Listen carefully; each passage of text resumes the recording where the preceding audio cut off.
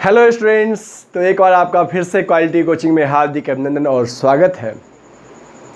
आज का जो हमारा वीडियो है ये मेनली BHU BCom एंट्रेंस 2018 का पेपर आज हम लोग डिस्कस करेंगे। आज का जो हमारा है BHU BCom एंट्रेंस 2018 का पेपर हम लोग डिस्कस करेंगे। आप जानते हैं कि 2018 में 150 क्वेश्चन पूछा गया था और जो कि जनरली BHU में 150 क्वेश्चन आते हैं। उन 150 क्वेश्चन में से अकाउंटेंसी का 15 क्वेश्चन पूछे जाते हैं। तो आज हम लोग डिस्कस करेंगे कि अकाउंटेंसी में जो 15 क्वेश्चन पूछे गए थे वो कौन कौन से क्वेश्चन थे और उसका एक्सप्लेनेशन आज इस वीडियो के माध्यम से हम जानेंगे। तो सबसे पहले मैं आपको बता दूं कि BHU BCom एंट्रेंस 2018 का आज हम लोग सेट फर्स्ट डिस्कस करने जा रहे हैं। फर्स्ट सेट जिसमें से अकाउंटेंसी का जो क्वेश्चन था वो क्वेश्चन नंबर 106 से लेके 120 तक, मीन्स ये 15 क्वेश्चन पूछे गए थे। आखिर वो 15 क्वेश्चन क्या है अब इस वीडियो के माध्यम से हम डिस्कस कर रहे हैं। सबसे पहले अगर आप हमारे YouTube चैनल पे नए हैं तो आप प्लीज़ हमारे वीडियो को लाइक कीजिए और हमारे चैनल को सब्सक्राइब कर लीजिए, जिससे कि नेक्स्ट वीडियो अपलोड होते ही सबसे पहला इंफॉर्मेशन नोटिफिकेशन आपको मिलेगा। चलिए अब हम क्वेश्चन स्टार्ट करते हैं।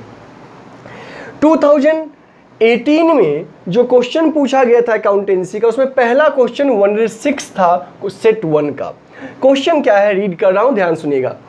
Errors in personal and real account, errors in personal and real account affect. इसका मतलब ये हुआ कि अगर हमें जर्नल एंट्री करते वक्त या लेजर पोस्टिंग करते वक्त मिस्टेक्स होता है पर्सनल और रियल अकाउंट से रिगार्डिंग, तो वो मिस्टेक किस अकाउंट को अफेक्ट करेगा या कहाँ पे अफेक्ट करेगा। तो ऑप्शन देखते हैं। पहला ऑप्शन है ट्रेडिंग अकाउंट, दूसरा है प्रॉफिट एंड लॉस अकाउंट, तीसरा है profit and loss appropriation account और चौथा है बैलेंस शीट। अब आपको मैं एक बात बता देता हूं, आप जानते हैं कि अकाउंट 3 तरह के होते हैं, personal account, real account and nominal account. जिसमें से नॉमिनल अकाउंट को आप क्या करते हो, ईयर के एंड में आप इसे trading PL and PL appropriation account में ट्रांसफर कर देते हैं। आप नॉमिनल अकाउंट के लेजर बैलेंस को, नॉमिनल अकाउंट को ईयर के एंड में, अकाउंटिंग ईयर के एंड में आप उसे ट्रेडिंग PL या PL एप्रोप्रिएशन अकाउंट, जहां भी वो आइटम जाएगा वहां पे ट्रांसफर कर देते हैं, मीन्स उसका क्लोजिंग एंट्री कर देते हैं। और जो बचा पर्सनल और रियल अकाउंट, इसका बैलेंस बचता है, बैलेंस बचता है, इसलिए आप उसे ट्रेडिंग PL और PL एप्रोप्रिएशन में ट्रांसफर नहीं करते। जिसका बैलेंस बचता है उसको आप ट्रांसफर करते हो बैलेंस शीट में। तो ऑब्वियस सी बात है।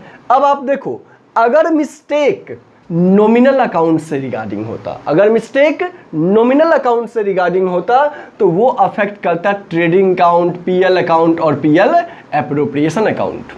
लेकिन अगर मिस्टेक पर्सनल और रियल अकाउंट से रिगार्डिंग हुआ है तो वो अफेक्ट करेगा बैलेंस शीट को। मन में क्वेश्चन आएगा कैसे सर?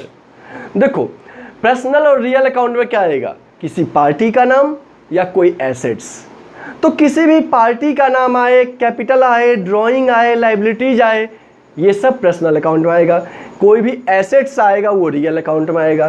तो बैलेंस शीट रिकॉर्ड ही करता है पर्सनल और रियल अकाउंट से रिगार्डिंग आइटम को। तो ऑब्वियस सी बात है, अगर पर्सनल और रियल अकाउंट से रिगार्डिंग आइटम बैलेंस शीट में रिकॉर्ड होते हैं तो इससे रिगार्डिंग जो मिस्टेक होगा वो भी बैलेंस शीट को अफेक्ट करेगा। तो ध्यान से देख लीजिए, पूछा errors in personal and real account affect, तो ट्रेडिंग अकाउंट नहीं होगा, प्रॉफिट एंड लॉस अकाउंट नहीं होगा, प्रॉफिट एंड लॉस एप्रोप्रिएशन भी नहीं होगा। तो क्या होगा राइट आंसर, बैलेंस शीट। समझ में आ गया ना? याद करिए, अगर क्वेश्चन पूछे, ध्यान रखिएगा, अगर क्वेश्चन पूछे कि नॉमिनल अकाउंट से रिगार्डिंग मिस्टेक्स एरर किसको अफेक्ट करेगा? तो trading PL and PL appropriation all वाला रहेगा, या इनमें से कोई एक नाम होगा तो एक। लेकिन अगर पूछ दे पर्सनल एंड रियल अकाउंट से रिगार्डिंग मिस्टेक्स एरर, तो वो अफेक्ट करेगा आपको बैलेंस शीट को, क्योंकि उसे रिकॉर्ड जहां करते हैं उसी को अफेक्ट करेगा बैलेंस शीट को। ओके, नेक्स्ट क्वेश्चन है which one of the following statement is false? इनमें से कौन सा स्टेटमेंट गलत है?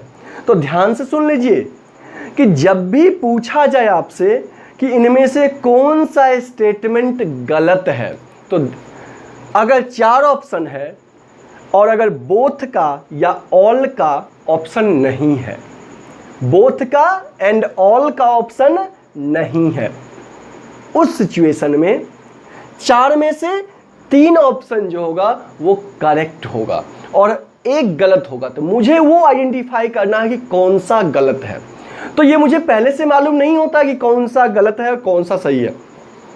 1 बाय 1 हम रीड करेंगे और उसे कोरिलेट करेंगे स्टेटमेंट को। देखिए पहला ऑप्शन है कौन सा स्टेटमेंट गलत है। हम 4 ऑप्शन को रीड कर रहे हैं। पहला ऑप्शन है closing stock given in trial balance is shown in PL account. करा क्लोजिंग स्टॉक अगर ट्रायल बैलेंस में दिया है तो उसे क्या पीएल अकाउंट में शो करेंगे? अब हम अपने दिमाग पे जोर डालेंगे कि जब क्लास 11th में हम थे तो हम पढ़े थे कि क्लोजिंग स्टॉक एक ट्रायल बैलेंस में दिया होता है और एक ट्रायल बैलेंस के बाहर। जब ट्रायल बैलेंस में दिया हो क्लोजिंग स्टॉक और जब आउटसाइड दिया हो मींस एडजस्टमेंट में दिया हो क्लोजिंग स्टॉक।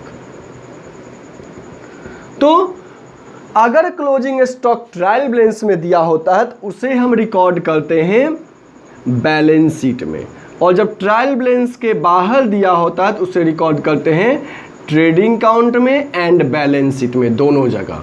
तो ये तो ऑप्शन पहले ही गलत हो गया कि क्लोजिंग स्टॉक जब ट्रायल बैलेंस में होगा तो पीएल में रिकॉर्ड होगा। ये स्टेटमेंट गलत है और हमसे पूछा है कि कौन सा गलत है, तो यही गलत है। लेकिन हम बाकी 3 ऑप्शन को भी स्टडी करेंगे ध्यान से। ये अब ऑप्शन क्वेश्चन के अकॉर्डिंग ये ऑप्शन अब राइट आंसर होगा, लेकिन फिर भी मैं रीड करता हूं बाकी को। Depreciation affect the value of assets. हाँ, ये बात तो सही है, डेप्रीसिएशन से एसेट्स का वैल्यू इफेक्ट होगा, means this statement is true. वहां पूछा कौन सा फॉल्स है, तो ये फॉल्स नहीं है। Interest on drawing is income for the business. अगर कोई पार्टनर कोई ओनर बिजनेस से ड्राइंग करेगा और बिजनेस उसके ड्राइंग पे इंटरेस्ट चार्ज करेगा, तो वो इंटरेस्ट बिजनेस में आ रहा है तो बिजनेस के लिए वो इनकम है। हाँ, this statement is also correct, तो फॉल्स नहीं है ये। A net profit is the liabilities to the concern. हाँ, ये बात तो सही है कि अगर बिजनेस में नेट प्रॉफिट होता है प्रॉफिट, तो बिजनेस के लिए वो लायबिलिटी है। मन में क्वेश्चन आएगा कि सर लायबिलिटी कैसे है? देखो, अगर बिजनेस में नेट प्रॉफिट होता है तो बिजनेस क्या करेगा, उस प्रॉफिट को ओनर के कैपिटल में ऐड करेगा। और आप जानते हो कि कैपिटल कौन सा लायबिलिटीज होता है, इंटरनल या एक्सटर्नल? इंटरनल। तो आखिर लायबिलिटीज तो है कि एक ना एक दिन बिजनेस को वो नेट प्रॉफिट लौटाना पड़ेगा ओनर को, प्रोप्राइटर को। तो ध्यान सुन लीजिए, ये 3 स्टेटमेंट जो है second, third and fourth, all these statement are correct. ये 3 स्टेटमेंट करेक्ट हैं और हमसे पूछा है कौन सा फॉल्स है, तो ये स्टेटमेंट फॉल्स है। क्लोजिंग स्टॉक जब ट्रायल बैलेंस रहेगा तो करा पीएल में शो करेंगे? नहीं, उसे मैं बैलेंस शीट में शो करूंगा जब ट्रायल बैलेंस में रहेगा। तो ये स्टेटमेंट गलत था। मुझसे पूछा कौन सा गलत है, तो ये गलत है। अब हम नेक्स्ट क्वेश्चन डिस्कस करेंगे।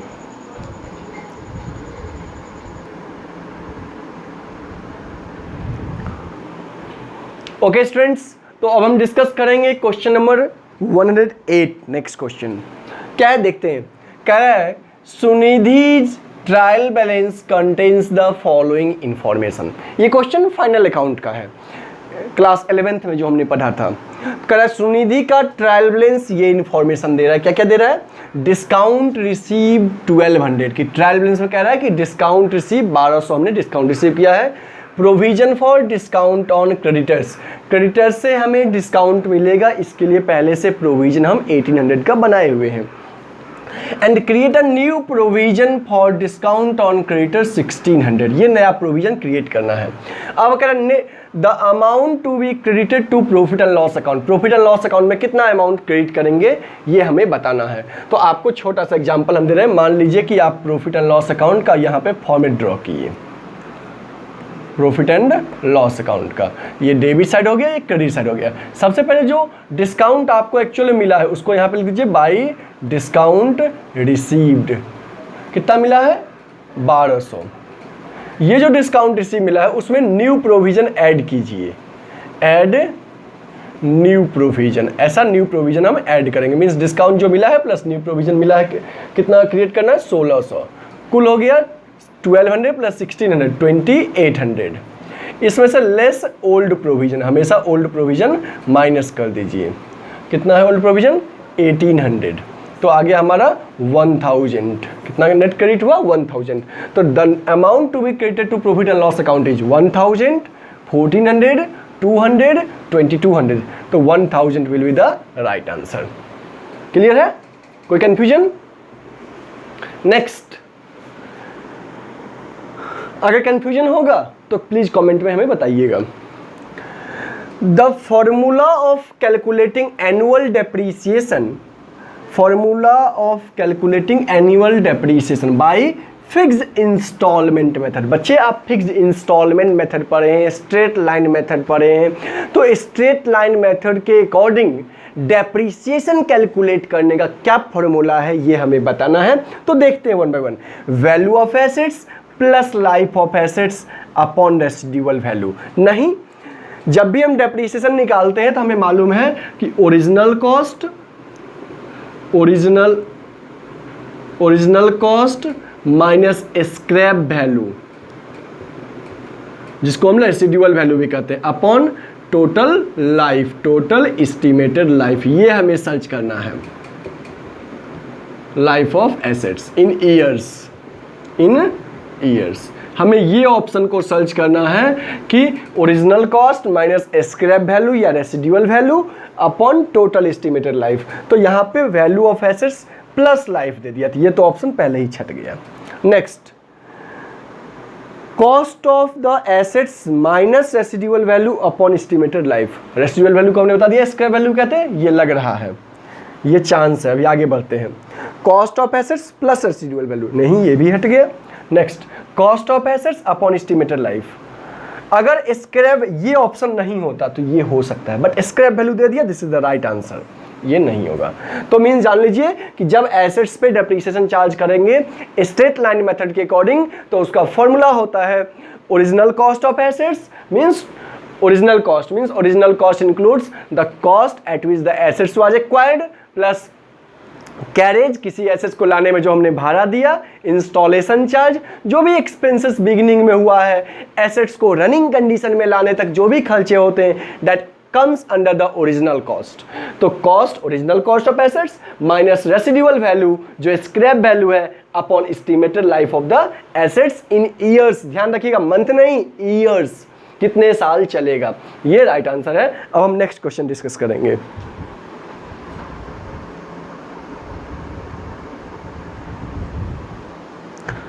ओके स्टूडेंट्स, तो हम डिस्कस करेंगे नेक्स्ट क्वेश्चन।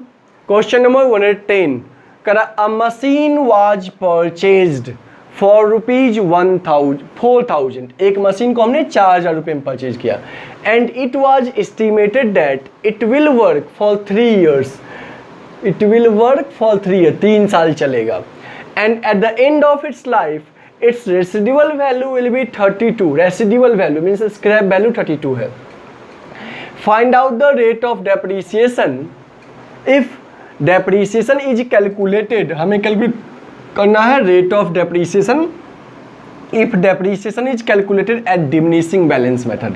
मीन्स मुझे कह रहा है कि एक मशीन जो है जिसका दाम 4,000 है, ये 3 साल चलेगा, 3 साल बाद इसका रेसिडुअल वैल्यू 32 रुपीज होगा और हमें कैलकुलेट करना है मशीन का एनुअल डेप्रीसिएशन का रेट यदि डेप्रीसिएशन हम straight line diminishing balance method से रिटन डाउन वैल्यू मेथड से हम कैलकुलेट करेंगे तो सबसे पहले हम रेट ऑफ डेप्रीसिएशन का आपको फॉर्मूला बता दें।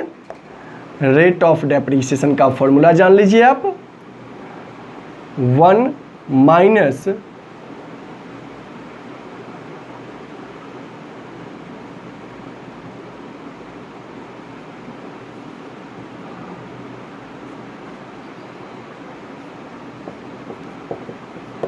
ठीक है, फॉर्मूला हो जाएगा 1 minus n root under s upon c into 100। अब देखिए तो 1 minus n, n means numbers of years, कितने साल चलेगा, 3 साल, 3, s square value 32 upon c cost 4000 into 100। तो ये आपका हो जाएगा 1 माइनस, ये कितने से कटे, 4 से अगर कट करेंगे तो ये 8 हो जाएगा, ये 1000 हो जाएगा, 8 अपॉन 1000 इंटू 100। तो अब हमें क्यूब रूट निकालना है, तो 1 माइनस 2 अपॉन 10 इंटू 100, तो ये हो जाएगा आपका 10 माइनस 2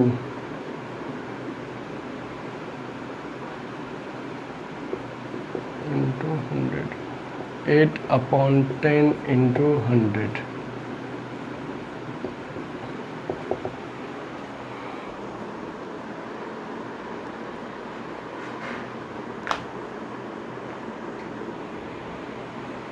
तो स्टूडेंट्स ये आपका हो गया रेट ऑफ डेप्रिसिएशन। हमने कैसे निकाला, 1 minus n root under s upon c into 100, where n means numbers of years, s means scrap value that is residual value, c equal to cost of assets.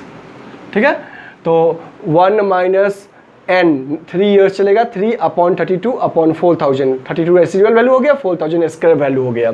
और ये cube root इसको हमने cut किया, पहले 4 से cut गया, फिर cube root निकाला, तो 2 का क्यूब होगा 8 और 10 का क्यूब होगा 1000। फिर इस तरह से हमने इसे परसेंटेज में कन्वर्ट कर लिया, 80% is the right answer. Next question है capital redemption reserve can be utilise for. Capital redemption reserve का यूज हम किस पर्पस के लिए करेंगे, तो एक बार जान लीजिए कैपिटल रिडम्पशन रिजर्व जो है ये कैपिटल नेचर का गेन है, तो इस कैपिटल नेचर का गेन कैपिटल नेचर के ही आइटम में यूज करेंगे। देखते हैं, राइटिंग ऑफ लॉस को राइट ऑफ करने के लिए, writing off miscellaneous expense, payment of dividend, issue of bonus share is capital nature item.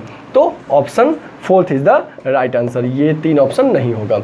Next है balance of forfeited share account after the reissue of forfeited share. Means कह रहा है जिस share को हमने फॉरफिट किया था, हमने कैंसिल किया था, और उसके बैलेंस को अब हम कहाँ ट्रांसफ़र करेंगे यदि हमने फॉरफिटेड शेयर को री इशू कर दिए। तो याद करिए, जब क्लास 12th में आप शेयर का चैप्टर पढ़े थे, तो शेयर के चैप्टर में आपने पढ़ा था कि जब फॉरफिटेड शेयर को हम री इशू कर लेते हैं तो शेयर फॉरफीचर बैलेंस को हम डेबिट करते हैं, मीन्स एंट्री करते थे शेयर फॉरफीचर अकाउंट डेबिट और टू कैपिटल रिजर्व। कहा टू कैपिटल रिजर्व मीन्स जिन शेयर को फॉरफिट किए थे और उसको री इशू कर लिए थे, ये जनरल एंट्री आप किए थे share forfeiture account debit to capital reserve. तो कैपिटल रिजर्व ये ऑप्शन है, ये राइट आंसर होगा। प्रॉफिट एंड लॉस एप्रोप्रिएशन में ट्रांसफर नहीं करते हैं, सेक्रेटरी रिजर्व में ट्रांसफर नहीं करते हैं। जनरल रिजर्व के वक्त एक बात ध्यान से सुन लीजिए कि अगर क्वेश्चन रहता कि डिवेंचर रिडम्पशन रिजर्व के बैलेंस को कहाँ ट्रांसफर करते हैं, डीआरआर को, तो डीआरआर के बैलेंस को जनरल रिजर्व में ट्रांसफर करते हैं। बट हमसे क्वेश्चन पूछा गया है कि जिन शेयर को हमने फॉरफिट किया था और उसको हमने री इशू कर दिया, तो शेयर फॉरफिचर बैलेंस को कहाँ ट्रांसफर करेंगे, तो उसे कैपिटल रिजर्व में ट्रांसफर करेंगे। ठीक है, ये नहीं होगा। ठीक है, नेक्स्ट हम डिस्कस करते हैं अभी। अब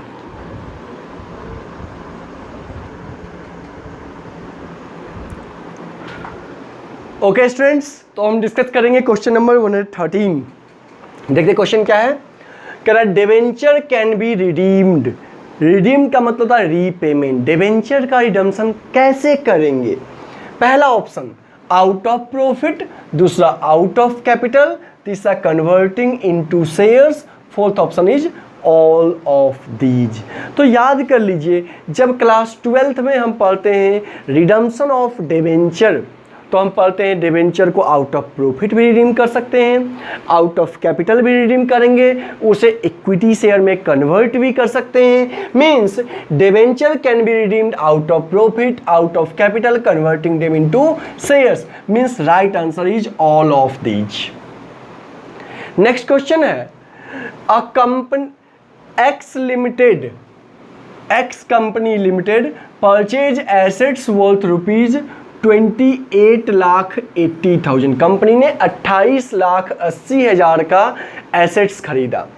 company paid the purchase consideration by issuing debentures of rupees 100 each. एक डिबेंचर 100 रुपये का था, 100 रुपये वाला डिबेंचर दिया एट 4% डिस्काउंट। मीन्स कंपनी ने किसी से 28,80,000 का एसेट्स खरीदा और बदले में उसको 100 रुपये वाला डिबेंचर 4% डिस्काउंट में दिया। तो number of debenture issue to vendor, अब जिससे खरीदे वो हमारा वेंडर है, उसको कितना डिबेंचर देंगे, कितना डिबेंचर देंगे। तो ध्यान से समझिए कितना देंगे। सबसे पहली चीज, इस वाले क्वेश्चन में बहुत सारे स्टूडेंट कंफ्यूज कर जाते हैं, बट आपको कंफ्यूज करने की रिक्वायरमेंट नहीं है, बहुत ही सिंपल है।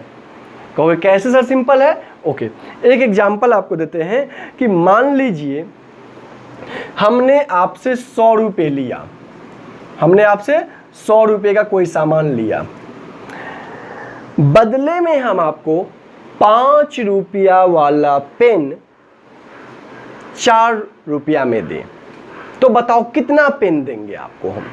फिर से क्वेश्चन सुन लीजिए, हमने 100 रुपये का कोई एसेट्स आपसे लिया और पेमेंट के बदले में 5 रुपीज वाला पेन 4 रुपीज में आपको देंगे।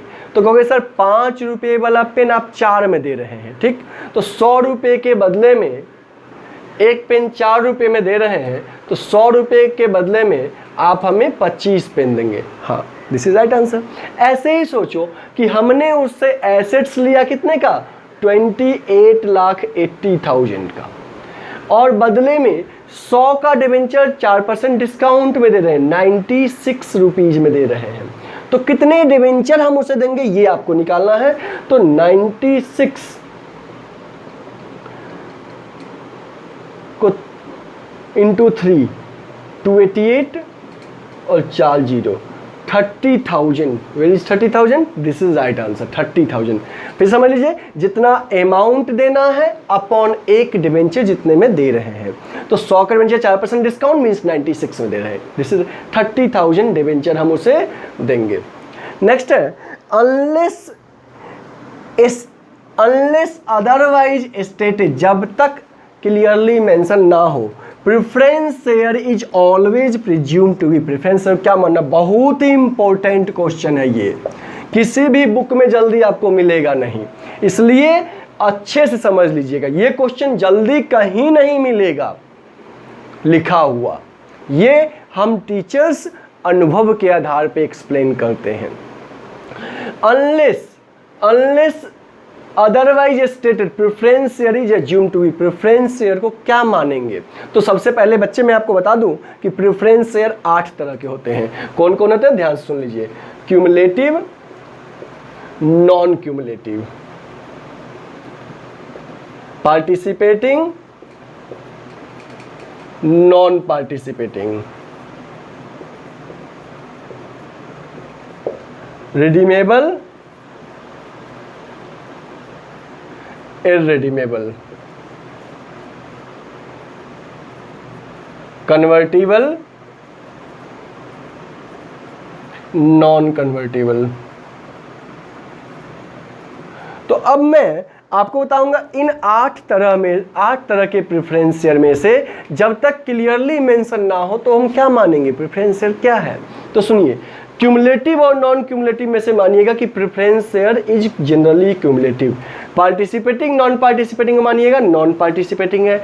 रिडीमेबल, इररिडीमेबल मानिएगा रिडीमेबल है। और कन्वर्टिबल, नॉन कन्वर्टेबल मानिएगा कुछ ना बोले तो नॉन कन्वर्टेबल है। अब ऑप्शन में से सर्च करिए।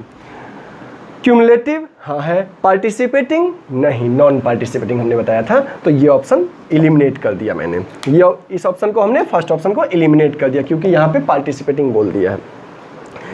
नॉन क्यूमुलेटिव ये छट गया क्योंकि यहाँ पे हमने क्यूमुलेटिव बोला है।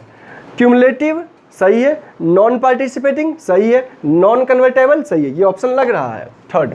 आगे देखते हैं, नॉन क्यूमुलेटिव गलत है, क्यूमुलेटिव होगा। मीन्स ऑप्शन को ध्यान रखिएगा कि कुछ भी पूछे तो आप उसमें से 4 को याद कर लीजिए कि generally in the absence of any specific information preference share are assumed to be cumulative, non participating, redeemable and non convertible. ये बात आप ध्यान से लर्न कर लीजिए कि जल्दी ये किसी भी बुक में नहीं मिलेगा, केवल ये चंदन सर के वीडियो में मिलेगा और कहीं नहीं मिलेगा। ध्यान से इस बात को समझ लीजिए कि ये केवल या तो चंदन सर के क्लास में या वीडियो में मिलेगा, अदरवाइज जनरली ये बात कहीं भी लिखा हुआ नहीं मिलेगा। नेक्स्ट हम डिस्कस करेंगे। ओके स्टूडेंट्स, तो अब हमारा नेक्स्ट क्वेश्चन है, question number 116। A and B are partners sharing profits in the ratio of 3:2 means A और B पार्टनर है, प्रॉफिट शेयरिंग रेशियो 3:2 है। C is admitted with 1/3 share, C firm में नया partner आ रहा है 1/3 शेयर के लिए। In the profit what will be the new profit sharing ratio. Means ध्यान से समझ लीजिए क्वेश्चन। सबसे पहले ये बता दूं आपको, ये पार्टनरशिप का एडमिशन चैप्टर का क्वेश्चन है जो हम लोग न्यू रेशियो निकालना सीखे थे, उसका क्वेश्चन है पार्टनरशिप में एडमिशन का, कि ए एंड बी पार्टनर है, उन दोनों के बीच में प्रॉफिट शेयरिंग रेशियो 3:2 है और सी फर्म में नया पार्टनर आ रहा है 1/3 शेयर के लिए। अब कह रहा है कि अब ए बी और सी के बीच में आपस में क्या प्रॉफिट शेयरिंग रेशियो होगा। तो ये बात आप समझ लीजिए कि जब आप क्लास 12th में थे और पार्टनरशिप का एडमिशन चैप्टर पढ़े थे तो उसमें सबसे पहला क्वेश्चन यही क्वेश्चन का कॉन्सेप्ट पढ़े थे कि जब ओल्ड पार्टनर का शेयर दिया हो और न्यू पार्टनर केवल कितने शेयर के लिए आ रहा, केवल ये बात जानकारी दिया हो, बाकी कोई इंफॉर्मेशन नहीं दिया हो, तो न्यू रेशियो कैसे निकलेगा। ये आपने क्लास 12th में एडमिशन चैप्टर में पार्टनरशिप में सबसे पहला क्वेश्चन यही क्वेश्चन आप पढ़े थे और हम डिस्कस करने जा रहे हैं कि इसको सॉल्व कैसे करेंगे। तो आप जानते थे, आपको हम बताए थे उस समय शुरुआत में कि let total profit is 1, total profit कितना होता है 1, share given to C, C new partner है, share given to C, C को हमने दे दिया 1/3। अब बताओ टोटल प्रॉफिट 1 है, 1 में से सी को दे दिए 1/3, तो रिमेनिंग शेयर कितना बचा, रिमेनिंग शेयर आपका बचा 1 - 1/3, इट मीन्स 2/3। अब ये जो 2/3 शेयर बचा इसको क्या करेगा, ओल्ड पार्टनर्स ए और बी अपने ओल्ड रेशियो में डिस्ट्रीब्यूट कर लेगा, तो न्यू रेशियो निकलेगा। अब न्यू रेशियो हम ए का निकाल रहे हैं, ए का, कि ए का ओल्ड रेशियो है 3:2 मीन्स बांटेगा 3/5 ऑफ 2/3, बी बांटेगा 2/5 ऑफ 2/3 और सी तो आ ही रहा है 1/3 शेयर के लिए। अब तीनों का बेस क्या कर दो, इक्वल कर दो, ये हो जाएगा 6/15, ये हो जाएगा 4/15 और ये 1/5 मीन्स 6/15, 4/15, 1/5। 15 बेस में हो जाएगा कॉमन, 6:4:5 है यहाँ पे, 5 3 15, 3 means 6:4:3। This is the action 1/3 के लिए ना 3, सॉरी, तो यहाँ पे हो जाएगा 6:4:5, हाँ 6:4:5 न्यू रेशियो हो जाएगा ए बी सी का। देखिए तो ऑप्शन में 6:4:5 कहीं पे है, 6:4:5, ये answer C is the right answer. Next question हमारा कौन सा है,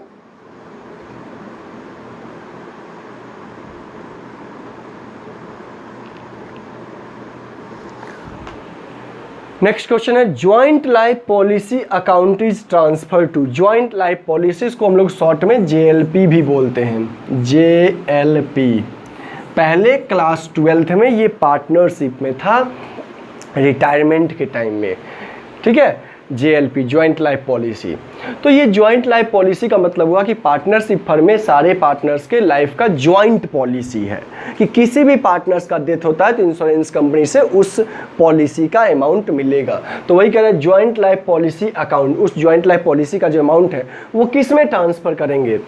ऑल पार्टनर्स, सारे पार्टनर्स में, कॉन्टिन्यूइंग पार्टनर, जो पार्टनर रह रहा है केवल उसमें, या जो जा रहा है उसमें, नन। तो ये बात ध्यान समझ लीजिए, चाहे रिटायरमेंट हो चाहे डेथ हो, अगर हमने जॉइंट लाइफ पॉलिसी का अमाउंट लेंगे तो उसके लिए जो प्रीमियम पे हो रहा था वो सारे पार्टनर्स के प्रॉफिट में से पे हो रहा था। इसलिए जब भी अमाउंट मिलेगा उस life insurance joint life policy का तो सारे पार्टनर्स में बटेगा, क्योंकि सारे पार्टनर्स ने मिलके प्रीमियम पे किया था, फर्म ने सारे पार्टनर्स के बिहाफ में पे किया था। तो आखिर सारे पार्टनर्स अपने प्रॉफिट का अमाउंट उस प्रीमियम में दिया था, तो जब भी वो इंश्योरेंस का अमाउंट कंपनी से मिलेगा, पॉलिसी का अमाउंट मिलेगा, तो सारे पार्टनर से बटेगा, तो all partners capital account.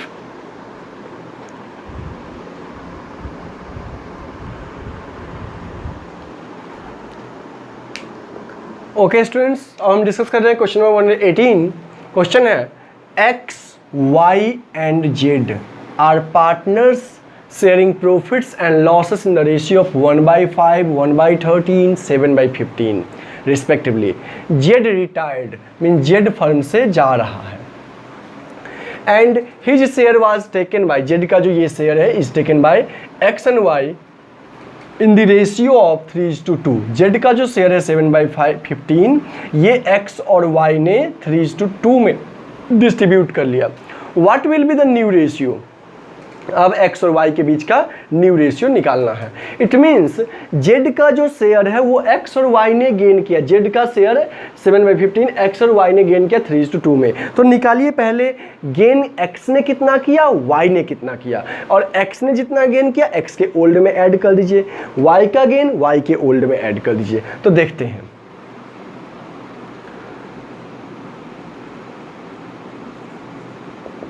Gain by X 3/5 of 7/15 means 21/75।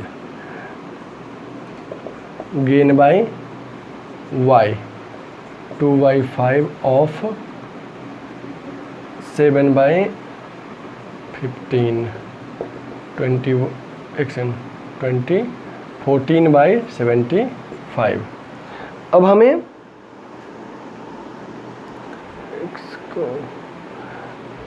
New share निकालना है एक्स का। तो एक्स का न्यू शेयर के लिए एक्स का ओल्ड शेयर था 1/5 प्लस एक्स ने गेन किया 21/75, 75 15 प्लस 21। जेड वाई का न्यू शेयर ओल्ड है 1/3 प्लस 14/75। 25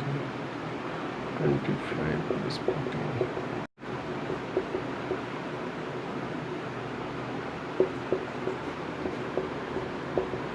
तो ये हो गया 36:39 मीन्स 12:13। तो देख लीजिए कि जेड का शेयर था 7/15, जेड का शेयर एक्स और वाई ने 3:2 में ले लिया। तो हम पहले निकालेंगे gain by X 3/5 of 7/15 21/75 x ने गेन किया। वाई का निकालेंगे 2/5 ऑफ 7/15 14/75। अब एक्स के ओल्ड शेयर में एक्स का गेन हमने ऐड किया, वाई के ओल्ड शेयर में वाई का गेन ऐड किया, ठीक है ना। तो इस तरह से हमारे एक्स का न्यू शेयर और वाई का न्यू शेयर निकल गया 36:39। इसको हमने 3 से कट किया 12:13। This is the right answer. Next question है question number 119। An amount of 1000 is debited twice in the passbook. Passbook में कोई अमाउंट 2 बार डेबिट हो गया, मीन्स 2 बार डिडक्ट हो गया। When overdraft as per cash book, जब कैश बुक का बैलेंस स्टार्टिंग में दिया है ओवरड्राफ्ट, तो हम क्या करेंगे? तो ऑब्वियस सी बात है कैश बुक का बैलेंस दिया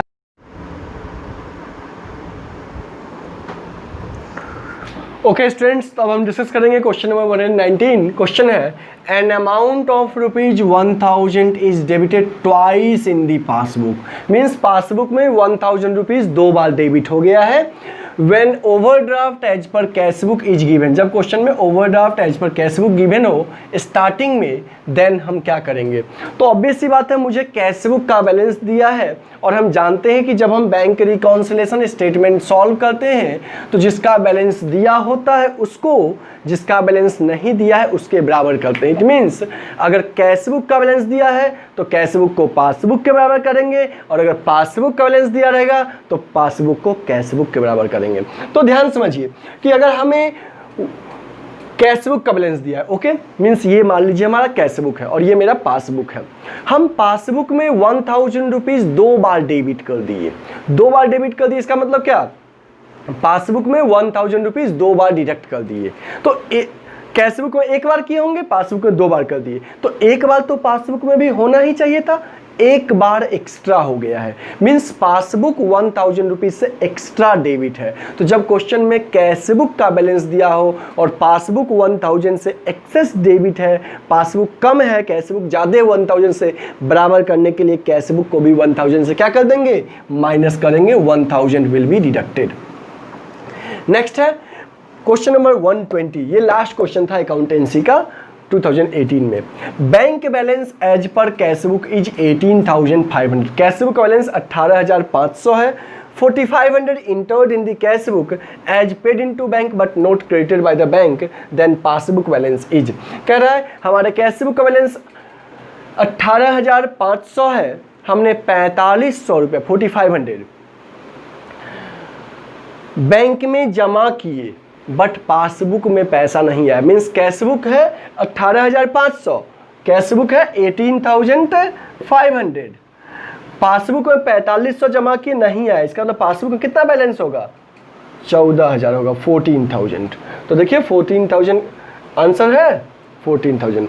फिर समझ लीजिए कि हमारा कैश बुक के अकॉर्डिंग बैलेंस 18,500 है, इसी में से हम कोई 4,500 रुपये जमा किए थे जो कि यहाँ जमा अभी नहीं हुआ है, इसमें रिकॉर्ड कर दिए, यहाँ नहीं है, इसमें कितना बैलेंस है, 14,000, 14,000, ये राइट आंसर है। हाँ दोस्तों, लास्ट में अगर आपको हमारे वीडियो अच्छे लगे हैं, सब कुछ समझ में आया है, तो प्लीज़ आपसे एक रिक्वेस्ट है कि प्लीज़ हमारे वीडियो को लाइक कीजिए, और आज के हमारे वीडियो का लाइक का हमारा टारगेट है 100+ लाइक, 100 से अधिक लाइक होना चाहिए। आपका एक एक लाइक का जो सपोर्ट है वो हमारे वीडियो को 100+ लाइक जो हमारा टारगेट है इसको अचीव करने में हेल्प करेगा। हमारे वीडियो को लाइक कीजिए, हमारे चैनल को अगर अभी तक आप सब्सक्राइब नहीं किए हैं और बेल आइकन नहीं दबाए हैं तो प्लीज़ सब्सक्राइब कीजिए और बेल आइकन को निश्चित दबाइए, और हमारे YouTube चैनल को अधिक से अधिक शेयर कीजिए। आप अपने WhatsApp के स्टेटस पे लगाइए, Facebook पे शेयर कीजिए, अपने दोस्तों के साथ शेयर कीजिए, जिससे कि उनका भी थोड़ा हेल्प होगा और अधिक से अधिक बच्चों के पास इस चैनल का लिंक पहुंचेगा और अधिक से अधिक बच्चे इस लॉकडाउन के सिचुएशन में पढ़ाई कर सकेंगे। आपका छोटा सा हेल्प दूसरे का भी भविष्य संवार सकता है। तो प्लीज़ आप हेल्प कीजिए, हमारे चैनल को लाइक कीजिए, सब्सक्राइब कीजिए, शेयर कीजिए, और हाँ ध्यान रखिएगा, आज हम देखते हैं कि आपका एक एक लाइक से हमारा टारगेट अचीव होता है या नहीं। Thank you students. हमारे YouTube चैनल के में आपका हमेशा हार्दिक अभिनंदन और स्वागत रहेगा। हमारे वीडियो को देखने के लिए वंस अगेन थैंक यू।